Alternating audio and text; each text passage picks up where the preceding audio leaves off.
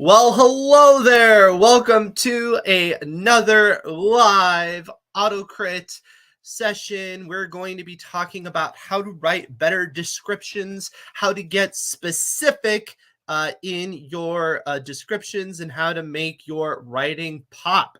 My name is Daniel. I'm one of the what am I? I am one of the editors here at AutoCrypt, presenters, instructors. I do a little bit of everything. That's why it's hard for me to think. It's like, what do I not do here at AutoCrypt? But I'm also here every week on YouTube at this time. And if you'd like to see more, please like, subscribe, hit the bell. Great writing tips coming to you every week. But today, I thought we would talk about descriptions and specificity of language. Oh, I'm always talking before I'm live. It's hard to tell sometimes. I'm sorry. I think when you go back to the replay though, you'll see the first few seconds. I think for everybody else there's a brief delay, and I don't want the people who watch it in replay to be like, hello, everybody. I don't want into that. So concrete language, that's what we're getting at today. We want our language to be firm and strong and to earn its spot on the page. Some of you, shout out to you. I know, Brandy, you're one of them. You were there last night for our short story lab. Felt a little bit like a marathon, perhaps. We were doing a lot of exercises. It was lots of fun. And, we talked about concrete language, and I thought it would be a great topic just for everybody, because when you are writing, every word should do as many things as possible. And what you'll find is that getting specific with your language, writing better descriptions, not only can pull in the audience, not only makes things more exciting and invigorating to read, but it also adds information, it adds context, it adds meaning, and it helps you just get a lot more across on the page. Your story will move faster, your audience will have more depth, etc., etc. Oh, you signed up late, working through today. It's okay. You'll catch up. The recording for last night is up. In fact, if you want to sign up, I will be giving you more information about that. Because, yes, we've only had one session. We have 3 sessions left. And you want to gear up because we're going to have a short story challenge soon. I spoiled it. Yes, we're going to have a short story challenge too in just a couple of weeks. Yeah, letting you know. Put it on your calendars. Mark the date. All right. So, characters. How are you specific with your characters? Well, this is probably one of the easiest ways to get into specificity. But what I want to talk about today is not necessarily making a unique character, because I think all of us try to do that. But how do you express that character on the page? Because what you'll want to do is get as specific as possible and as early as possible. So what can often happen is the writer will have all of this wonderful backstory in mind for the character, and then they'll decide, well, the audience is going to learn about this later and all of that. And I am not advocating for an info dump. Nope. Remember, I've talked about showing versus telling. Yes, but what I'm saying is you can demonstrate a lot about the character and their actions in a short period of time, and you can get more specific with your language about your character. That you can get more specific quicker than a lot of other artists do, and it's going to put you ahead of them. So let me give an example. You could start a work and you could say, a man walked down the street, right? Well, that's rather vague. It might be a little bit mysterious and interesting, right? But it's not terribly compelling. Versus you could have the agitated gymnast chalked her hands for the 5th time, hoping she would finally make the move this time. I'm making this up as I go. She would finally be successful in this specific move, right? And you could see that immediately it puts me in the headspace of somebody. I understand their mood. I understand what they're doing. And I understand they've been unsuccessful in the past. Immediately there's stakes, right? I am just in the story. This is generally a better way of framing. Now, you might say, well, Daniel, do you really want to say something like the agitated whatever? Shouldn't I demonstrate that? And fair enough. Maybe you would say, the way that they're chalking their hands is a way to show agitation. You can go deeper than that. But my point is, What you want to do is get into the headspace of the character as fast as possible, and specificity helps. So there are multiple ways of being specific. Like I said, the frame of mind of the character needs to come out, what they're concerned about needs to come out, what makes them unique. Of this type of person needs to come out, etc., etc. You want to avoid as many broad categories as you can. Another reason why this helps you is if audiences have an idea of the specificity of the character, they have an idea of whether or not this is the story for them. So you might end up with a story like I just mentioned, and it's like the gymnast, chalked their hand, shaking it in frustration because of the situation or whatever. And you might say, well, that sounds kind of like a motivational sports story. Yeah, I don't know if that's really for me. No, I'm going to pass, right? And then you will attract the people that want to read a motivational sports story. They want to read something where, being a good gymnast is sort of a metaphor for perseverance in life. And you have the win one for the Gipper speech, and it's all moving and everything. And you could say, well, that's overly simplistic. Well, those stories do provide comfort for a lot of people. A lot of people like them. They work well as an analogy, et cetera, right? There's an audience for that. So yes, get specific so that you can hone in on that audience. And with Amazon and its look inside or on the book, for people who go to an old-fashioned bookstore, pulling it out and looking at first pages, what you want to avoid is somebody getting too invested in the story that's not your audience. They'll leave you a bad review, they'll put it away. It's not going to be a great experience for them. You want to find the people that will love your material, right? Because you can't be all things to all people. You'd rather be, it's like title of show, and I can't remember the number, but you'd rather be so many people's favorite thing versus a much larger group of people's 50th favorite thing, right? Because a small core audience of people that really love you, well, that's going to be a better way to make a career, better way to make conversation. It's going to be a lot more rewarding. I'm not knocking bookstores. I'm just being silly. It does feel very quaint, right? In this day and age. But bookstores are awesome. Setting. All right. So when it comes to the setting, again, specificity matters.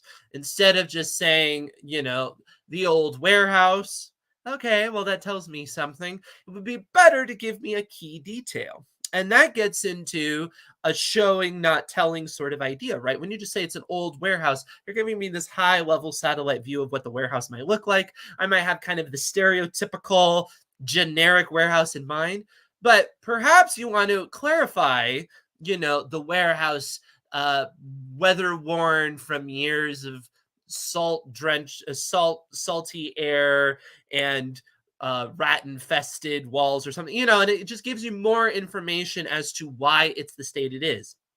And yes, in fact, this might add some words to the page, but it tells you more about the setting, which can help you later save words on the page, right? Because then the person doesn't have to come in and be like, wow, this is an old abandoned warehouse from when people used to use it for shipping crates by the beach or things like that. Because, well, you've already established a bit of the setting. You understand it's near the ocean or it's near some sort of salty water, right? And things like that. You can cake more into the setting.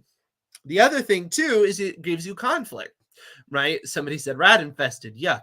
Exactly. As soon as you establish that, well, now you might have something you can play with later. So later in the middle of the conversation, a rat could drop down in front of them and break up the conversation in a fun and exciting way. Or they could scurry around and cause them to panic. Or they could be squeaking and the guy is like, shut up, you stupid rats, or something, right? And you've already established that they're there, but it gives you something to interact with. It also makes the environment itself at odds with the characters, since most people don't want to actually be in a rat infested environment. So it just puts a whole tonal difference in it versus an abandoned warehouse that's just a nice, clean, pristine abandoned warehouse. And they do in fact exist. It could be well sealed up and it's just quite clinical and sterile, and that might be at odds with a character that is more messy or less orderly, or it might just feel very restrictive and unartistic. It depends on who the main character is as to how that would be a conflict, but it could in fact be a conflict with the main characters as well, right? And by establishing it's this pristine warehouse where, it was hard to even find a shadow because it was so bright or something like that. Well, that gives you a sense of where you're at, ready to lease. And that brings us to the attitude, right? You want to be specific about the attitude of your story as fast as possible. Or you could call it the tone, or you could call it the genre cues, all of these things that gear in towards your audience. What kind of work is this? How do you want people to feel about it? So it's multiple things at the same time. It's that specificity of the character and the setting that can tell you, all right, is this a romance? Is this a drama? Is this a thriller? Is this a horror? But then we want to go deeper, okay? Because there's not just horror in general, there's the kind of horror it is. Like, is this kind of a quirky horror? Is this a splatterfest where we're going to have fun and be really gory and there's something kind of provocative about it? Is this more of a psychological horror? Etc., etc. So being specific with your word choice and how you're constructing your sentences clues in that audience. And again, you want to do this as fast as possible. These are all first paragraph sort of things that you want to concern yourself with. One strategy that I've seen or I've heard about is to build a word bank for attitude. So for you kind of like, you maybe have done this with our challenges where we'll give you a couple words that you have to use. But essentially what you do is you say, okay, what's kind of the attitude of this piece? How do I kind of want people to feel? What's its kind of shape of words, right? And then you just sit down and just write like 50 words and you're like, this is kind of the feeling I want. And what you do is as you're writing, you kind of look at that word list and it sort of keeps you on track. It's almost like a palette, like you're painting something. And this can be a helpful tool to use. But what you're trying to do is give this cohesive experience that has a certain frame of mind. Because the last thing you want to do is be just bland, where there's really no attitude at all, right? So it's just generic and it feels like a Wikipedia synopsis. But then the other thing you don't want to do is you don't want to get super specific with your attitude. And one paragraph is sunshine, lollipops, and rainbows. And the next one, it's like, yike, I don't even know if life is worth living. This is so depressing. You don't want to just pivot back and forth like that. So again, that palette of words, that color palette, that can be a helpful exercise to employ. Key details. So one danger you have when you get specific with your language is you can do the opposite of why I said it's a great idea to be specific with your language. I said one of the great reasons to be specific with language is it could save you word count because you're using less words to have greater meaning, right? But in order for that to work, you have to focus in on key details. All right. So one rule of thumb we like to propose, we do this in the accountability club every week, we do this all the time, is 3 key details in a scene is helpful to give you enough information to get that specificity, but isn't so much as to overwhelm the audience. Now, I'm not saying you can never talk about more than 3 things in a scene. I'm just saying 3 key things to talk about helps. So kind of early on, peppered throughout. You don't necessarily need all 3 all at once, but early on to give you a sense of what is going on. That tends to work rather well. And also even for the character, something like that early on, especially if the main character, kind of 3 key things to focus on. So like maybe what's one of their character quirks? Let's kind of talk about that. What motivates them in life? You kind of want to talk about that. And then maybe something that's more of a descriptor about them, how they look, which often can tell you a history about them. In fact, that's often a great way of describing somebody's appearance is to do it in the context of their history, because then the audience doesn't feel you're just giving them a dossier just so you can imagine them, which is not necessarily very interesting. Another way that you can make sure you get specific is to always ask yourself, what makes this different? Every time you put in something like a noun or you're describing something, nouns or adjectives, you want to ask, what makes it different? So when I say adjectives, it's like you don't want to use a generic thing like good, right? Because that doesn't really tell you a whole lot. If you're like, well, what makes this movie different? It's good. Well, that's not very different, right? Most movies are not unique because they're good. They're unique because of something else about them, right? provocative, perhaps. That gets a little bit closer. Somebody said fun and gory. Yeah, if you said that's a fun and gory movie, that tells you a lot more than it's a good movie, right? That tells you that the person likes it and a reason why they like it. The same thing again with settings or characters or things like that. You don't want to just talk about, the painter walking down the street. You want to ask yourself, well, what makes this painter different? And maybe, the typical outfit of a painter is maybe you dress in all white. Maybe they have a different attire. Maybe they're in a fully clad business suit and you're like, well, that's strange. Why would they do that? And it doesn't necessarily have to be something that quirky, but the point is that that unique perspective is going to give you more information, right? It might make you ask questions, but it'll tell you more about the character. And the more honed in you can get on that, the better. And the faster you can, that's better as well. 1,000 true fans. Yes. I love that theory. Yes. The theory goes, if you have 1,000 true fans, you can make a living. And it kind of makes sense because a true fan, maybe you can count on them to spend about $100 a year, maybe a little bit less, 70 to 100. Well, that's a living, right?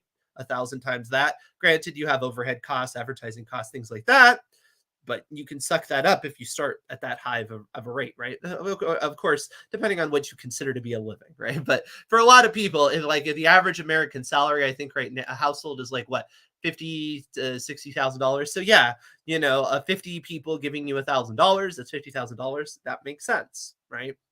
It does mean you have to have enough productivity to give those true fans something to spend that money on. But yeah, you don't need a lot of people. You might have noticed there's a lot of people who are able to monetize their creativity in loads of different ways. It is because of that. And part of it is specificity. It all comes back around, right? Because they have found a unique niche. They're not just somebody who does great recipes. They are somebody who does great recipes, but they are vegan or they are Mediterranean or they are really good with oranges. I mean, who knows? It gets very niche sometimes. And yeah, that can be a great way to make yourself stand out. So it's kind of the opposite of what you might think. Sometimes you think, oh, well, my best chance of success as an artist is to try to reach as many people as possible.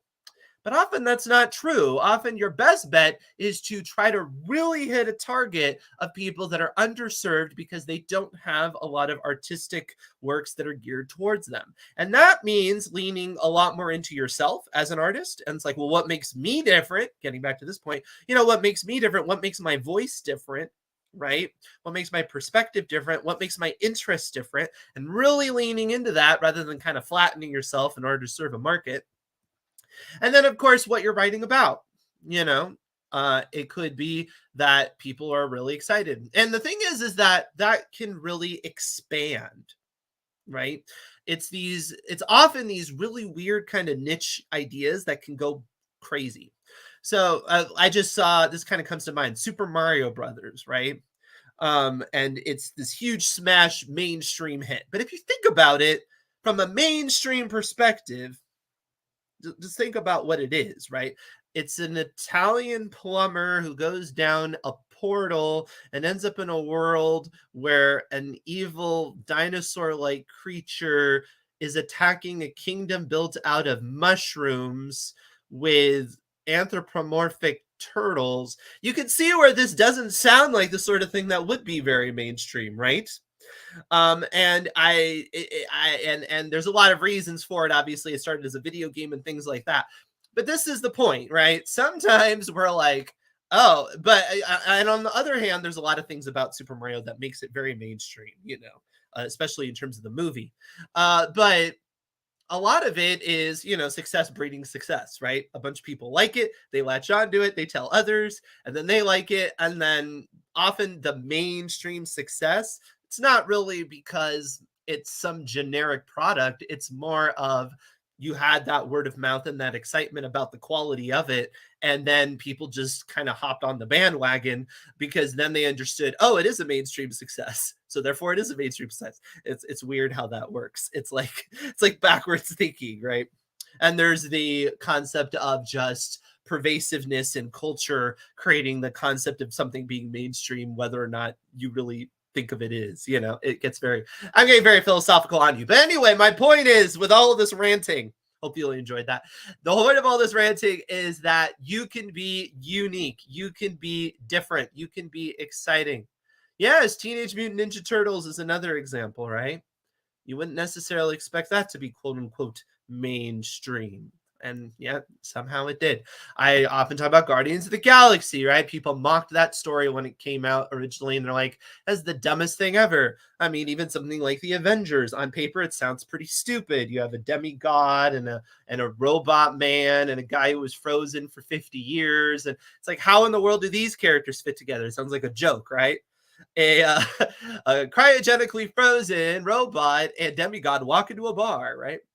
But yeah, people not only enjoyed it, not only had fun with it, but they even took it seriously enough that when you get to something like Infinity War, people were like crying over what was happening, right? So don't underestimate these things, right? And so often I encourage writers to just go for it with what you're doing and embrace who you are and really lean into it. You know, a lot of the best practices we talk about in autocrit are not really the creative choices on this broad level about what you're talking about. It's more of presentation, right? And there, yeah, I would say mainstream presentation does tend to work better. It's better if you're not writing esoteric prose that nobody can understand. It's probably better if you don't write a 70,000 word book in like rap form, right? You're yes, that might be challenging, right? There are some bridges that are hard to cross. However, topic, characters, things like that, that can get all different levels for sure. Creators of toys and kids shows need to be careful. They set what is the future of mainstream. Well, it shifts. It shifts all the time. 100 years ago, the notion that grown adults would consume some of the outlandish concepts that they do now would have considered a little far-fetched. But you go back further and you have like entire religious systems based on that, right? So yeah, it changes, right? It changes how stories are perceived by the world and all of that. All right. One way to be specific is to think about all five senses, right? Don't just think about sight. That's the easy one, right? Sound's another easy one. Touch, taste, smell, they often get underserved and they can make a big difference. It's also a fun way of incorporating detail. It feels a little more covert, right? So, again, let's go back to the warehouse rather than saying, the warehouse was located by the beach. That's not nearly as interesting as saying, you know, a smell of sardines and ocean water permeated the air sort of thing, right? It feels more interesting. That makes us do a little bit of legwork where it's like, well, if it smells like that, that must mean they're probably near the beach. So that's interesting rather than spelling it out. And it gives us a sensory detail. Smell is a great one because it connects us strongly to memory. It's a good one to use. Taste is not too common, but taste and smell are quite connected. So you could say the taste of something was in the air, right? And that gets it's a little more brutal when you do that because it's like it's in you, right? The smelling feels a little, even though it's coming through your nose, it feels a little more disconnected when you say, you know, the taste of salt water was on his tongue. It's like, I don't know, it just feels more, it can get purple, but it feels more in your face for sure. All five senses. Yes, so nice I have it twice. All right, cultural perspectives. Again, this is something that gets very specific, and this can be highly interesting, right? If you come from a cultural perspective that maybe is underrepresented, or you have not seen that perspective, done this sort of work before, leaning into that can be highly interesting. I love works that come from different viewpoints, different ways of looking at the world, particularly when it is something that I've seen before. Sometimes I've done this even with creative works, not creative works. When I've done this with like things like even like reality shows or something, I'll sometimes like to just watch another country's version of it. Because even though it'll be highly based on the American version and they may be trying to copy it, there's still going to be that element of the culture that is doing that version, right? And sometimes it's quite different, and sometimes that's really fascinating. And I say this as an armchair sociologist. I say I'm not a sociologist, but I did share an essay at a Holiday Inn Express last night. All right, so I talked a little bit about the short story lab that's going on right now. Somebody here just joined it recently, and yeah, you still can join it if you would like. Uh, Sessions are in fact still open for that. So if you would like to do that, where's my little button for it? Well, that's annoying. Hold on just a minute. Let me bring that up. Oh, here it is. Right there. Sorry about that. Yeah, if you'd like to join it, it's still open and it'll gear you up for the short story writing challenge that is coming in a couple of weeks. Yes, be excited. We are having a lot of fun putting that together. There's going to be a fun theme to do. Ultimately, the winners of the short story contest are going to win a trophy anthology. So it's published in a sense just for you. We're not going to give it an ISBN number, so you can still send it out there and submit it, and we're going to pay you for it. Look at that. We're paying you for something that we're not even selling. When does that ever happen, right? We are going to give you a cash prize for winning as well. So it's a way to get paid for your work and still have it. It's like a win-win scenario for writers. When are you going to beat that? And yeah, that's going to be coming in just a couple of weeks. So the Short Story Lab is a great way for you to get geared up for that. When does it start? It does not start on May 1st. It will start on May 9th. Next week, we're actually going to be joined on this live stream with R.L. Stein and J.D. Barker, and they're going to be talking about how to write thrillers.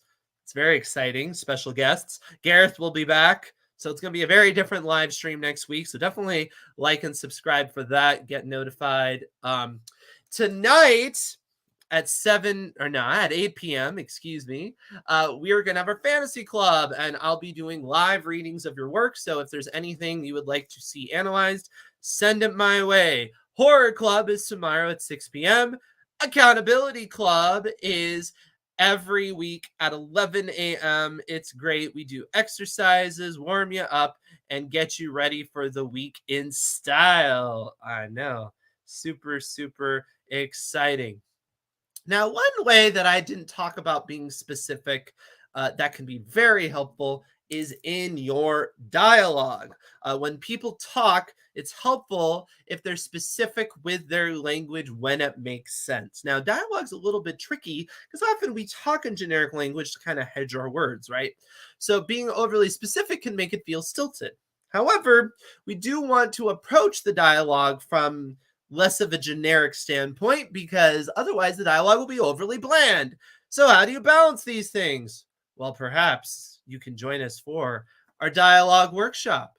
And that is coming May 4th and May 7th. Yes, I will be talking about how to manage your dialogue well on all different levels, not just how to be more specific. Of course, that's a major element of it, but in all different ways. And I'm like, do I have a link for that? I know we just put it up just now. Hold on here. I don't see it offhand. Aha, here it is. Okay. Sorry about that. But yes, you can go ahead and sign up for that at this link that I'm going to have below.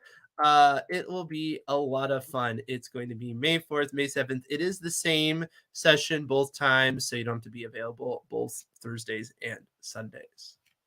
Can I give examples on how to differentiate mothers so they don't sound the same voice? A better way to describe each person. Yes, it's that sort of stuff we will be discussing in the How to Write Dialogue course. But we also do have some dialogue sessions you can check out here if you want to check out some of our archives as well. I recommend that. And there's all kinds of topics in our archive. So make sure you check out some of our older live streams. We've discussed many things at this point. We have years of material, and it's a great resource of all kinds of things there. All right. So thank you very much for joining me this week. I certainly look forward to seeing some of you tonight at our fantasy club. For all of you AutoCrit members, for anybody who's not, go to autocrit.com. You can start today and become a member and have access to all these clubs. And I will see you around the AutoCrit community. Thank you very much, everybody. Bye. Da, da, da, da, da, ba, ba.